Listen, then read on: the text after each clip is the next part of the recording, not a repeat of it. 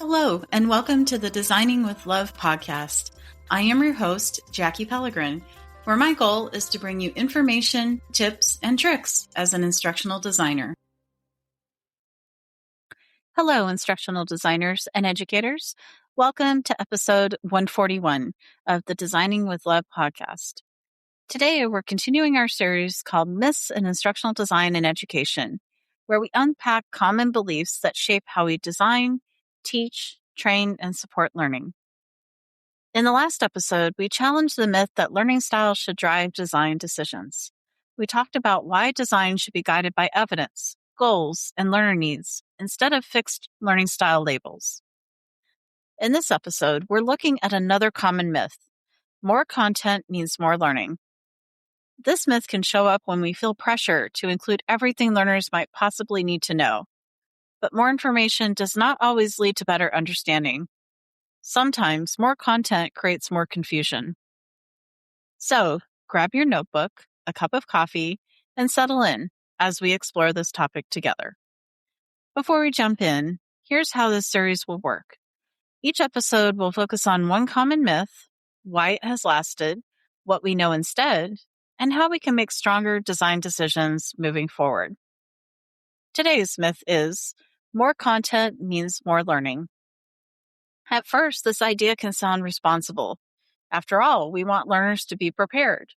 We may think, if I include more examples, more readings, more videos, more slides, and more resources, learners will have everything they need. And sometimes, additional content can be helpful. But the problem begins when we confuse access to information with actual learning. Learners do not learn more simply because we give them more to read, watch, or click through. They learn when content is clear, relevant, organized, connected to a goal, and supported by practice, feedback, and reflection. More content can support learning when it is purposeful, but content overload can make learning harder. So why has this myth lasted for so long? One reason is that content feels productive.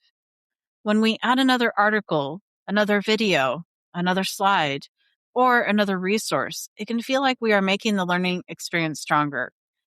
But adding more does not always mean designing better.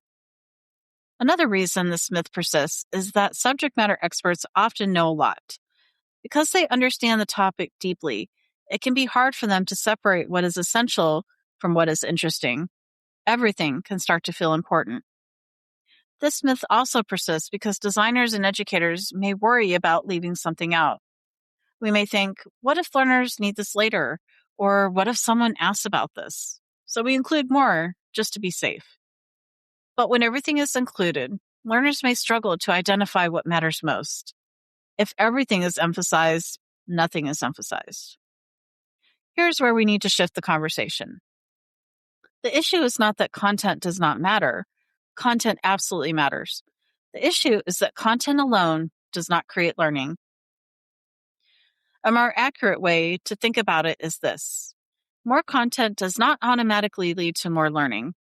Learners need the right content, organized in the right way, connected to the right goal.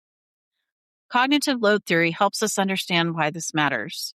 I've talked about more deeply about cognitive load in a previous episode called What is Cognitive Load and Why is it Important?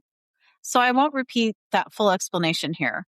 I'll link that episode in the show notes if you want to revisit it. But the conversation is important. Learners have limited working memory, especially when they are learning something new.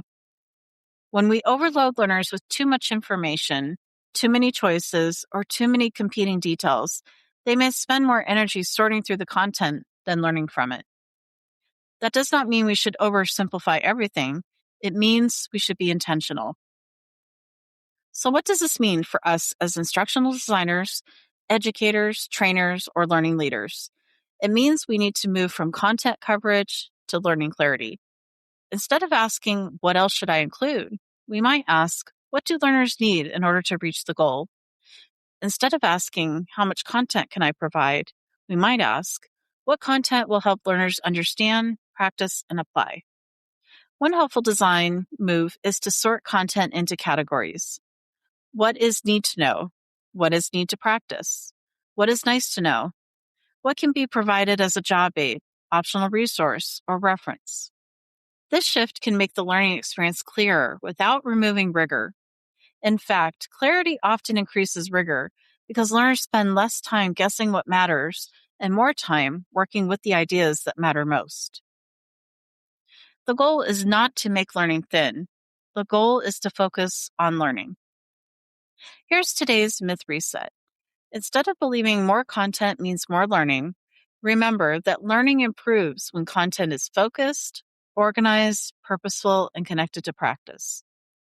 Learners do not need everything all at once. They need a clear path through what matters most. This week, look at one lesson, module, slide deck, handout, or training experience and ask yourself, is this content helping learners move toward the goal, or is it adding unnecessary noise? That question can help us design with clarity instead of clutter. Today, we challenged the myth that more content means more learning. We looked at why this belief has lasted, what it gets wrong, and how we can replace it with a clearer and more intentional design approach. Your Myth Reset challenge this week is to review one learning experience that may feel content heavy. Ask yourself, what is the main learning goal? What content is essential to that goal? What content do learners need to practice with?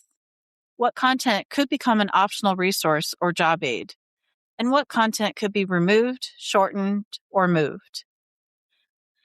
Then choose one improvement you can make. Maybe you shorten a slide deck, simplify a module, move extra details into a reference sheet, cut a repeated example, or replace a long explanation with a practice activity. The goal is not to remove value. The goal is to reduce clutter so learners can focus on what matters. In the next episode, we'll continue the series by looking at another common myth. Assessments must be tests to be valid. Before I conclude this episode, here is an inspiring quote from Maya Angelou. Do the best you can until you know better. Then, when you know better, do better. That quote is a helpful reminder for this myth because many of us have added more content with good intentions. But when we know that too much content can overwhelm learners, we can make better design decisions. We can focus the learning experience, reduce unnecessary clutter, and help learners spend more energy on what matters most. If this episode gave you something to think about, I'd love for you to share it with another educator, instructional designer, trainer, or learning leader who is ready to rethink what really works in learning. And don't forget to check out the companion Myth Reset case file for this episode. It will help you investigate the myth, review the design shift, and apply this week's challenge to your own course, lesson, module, or training experience. Thank you for joining me today as we open another case in our Myths in Instructional Design and Education series. As you move through the week, I hope this episode encourages you to pause before accepting a familiar belief as fact. Sometimes the best design decisions begin when we question what we have always assumed to be true. Until next time, keep learning, keep questioning, and keep designing with love. Thank you for taking some time to listen to this podcast episode today. Your support means the world to me. If you'd like to help keep the podcast going, you can share it with a friend or colleague, leave a heartfelt review, or offer a monetary contribution. Every act of support, big or small, makes a difference, and I'm truly thankful for you.